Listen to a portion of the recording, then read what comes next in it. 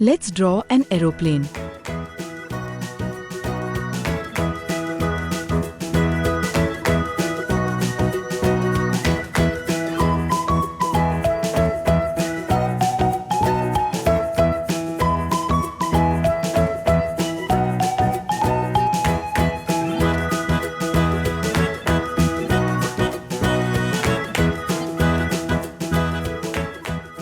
Let's draw a train engine using simple shapes.